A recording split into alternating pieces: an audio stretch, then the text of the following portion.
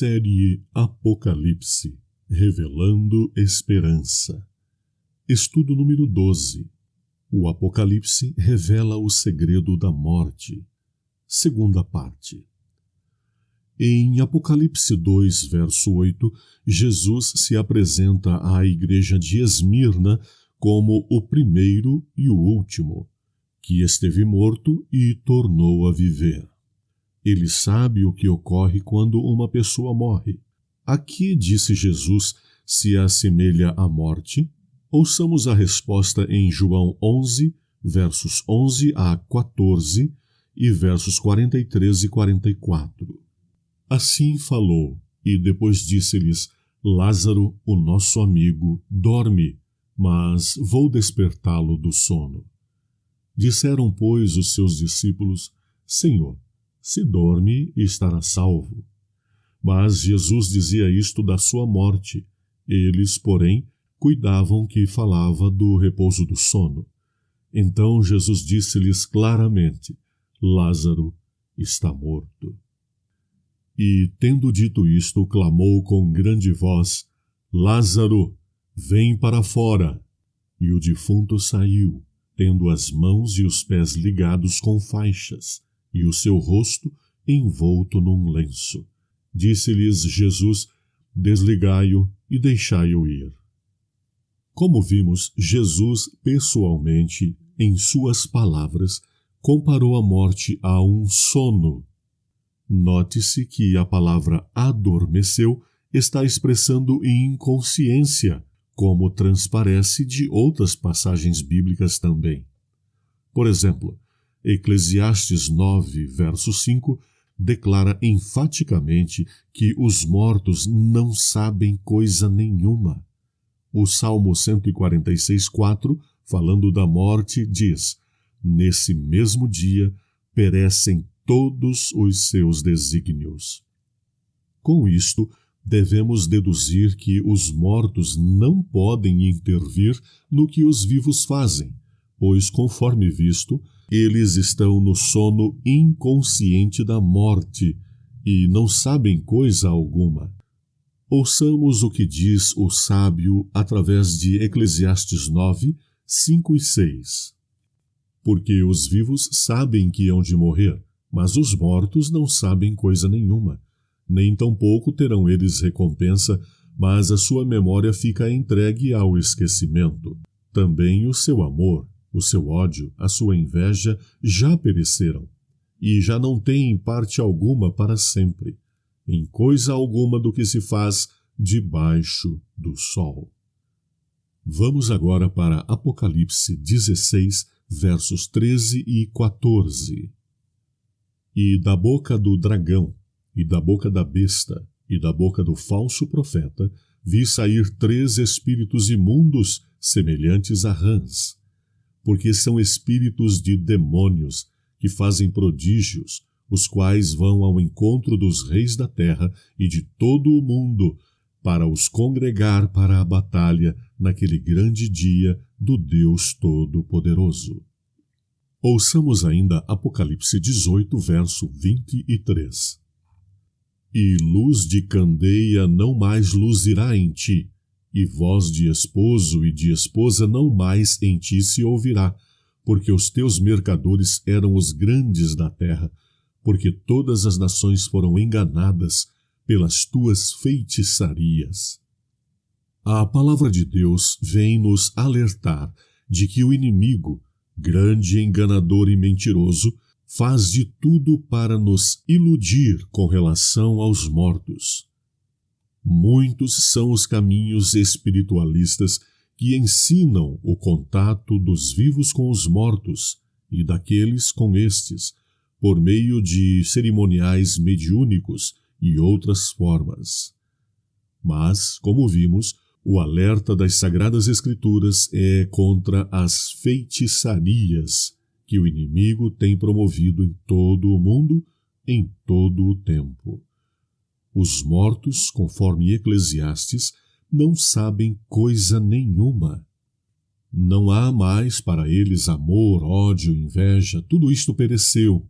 eles não têm parte em coisa alguma do que se faz debaixo do sol. Sim, o Apocalipse diz que há espíritos de demônios, operadores de sinais e prodígios.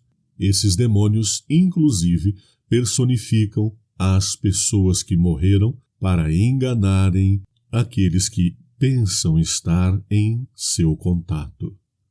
Quando uma pessoa morre, quebra-se a união harmoniosa que havia entre o pó da terra e o fôlego de vida, desaparecendo assim a vida consciente, ou seja, a alma vivente.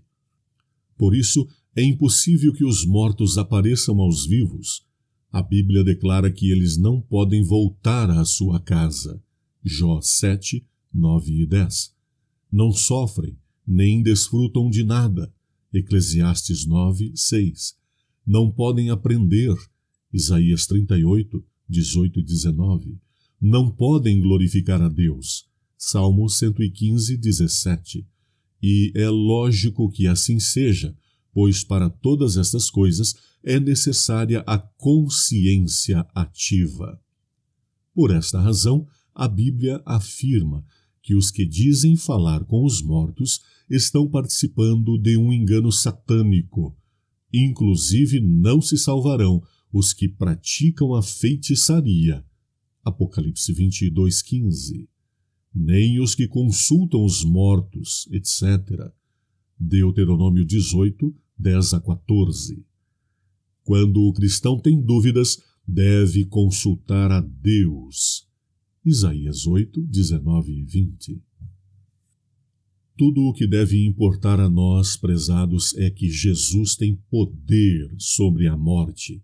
Sim, ele disse, eu sou o caminho, a verdade e o que mais?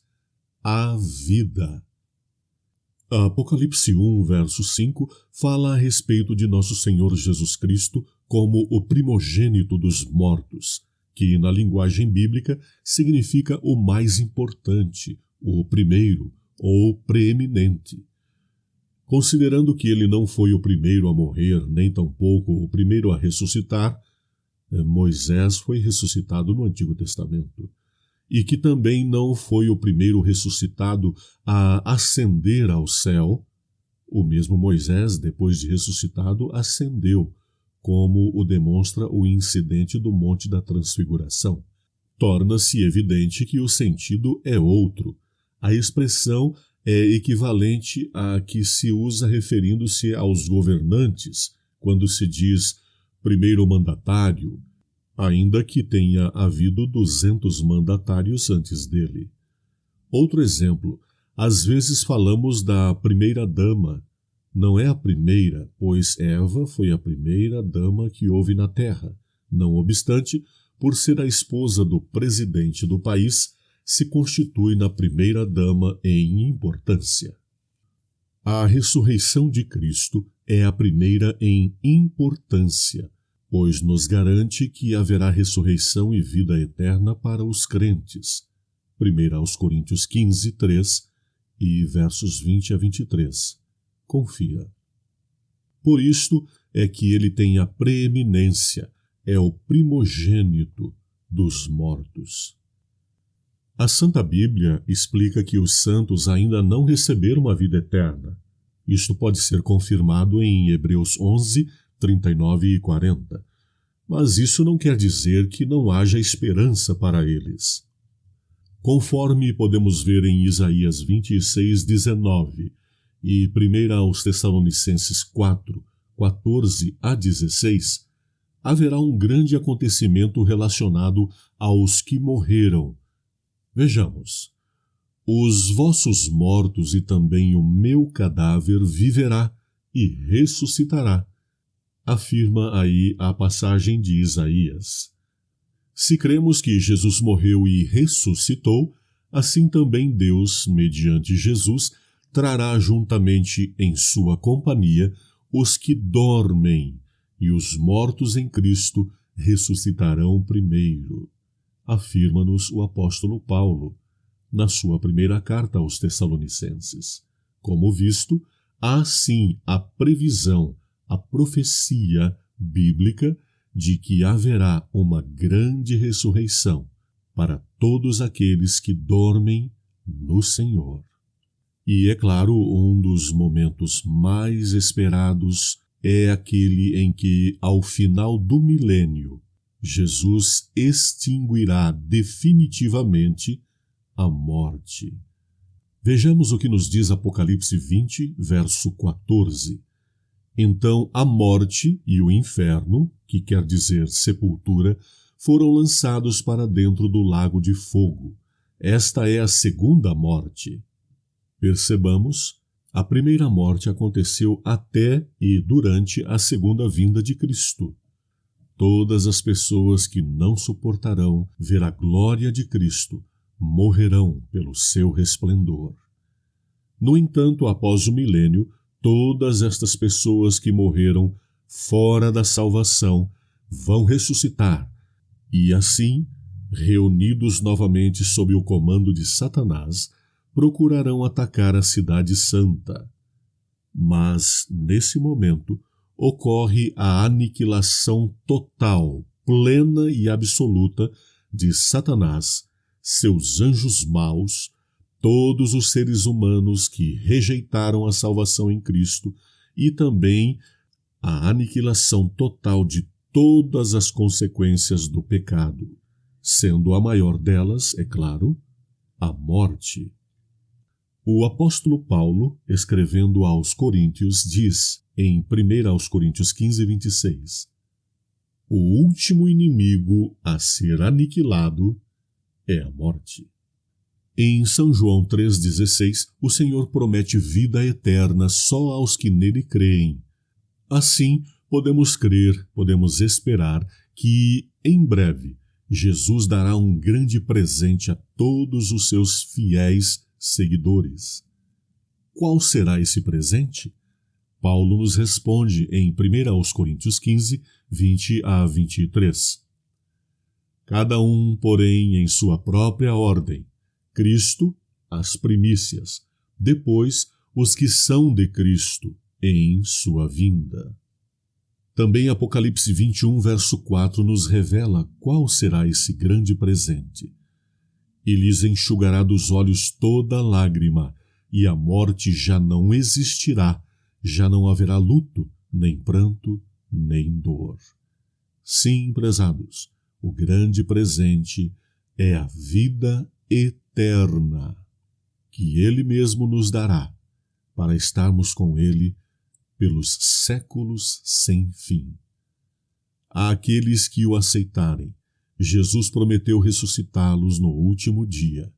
João 6,54. Quando sairão para a ressurreição da vida.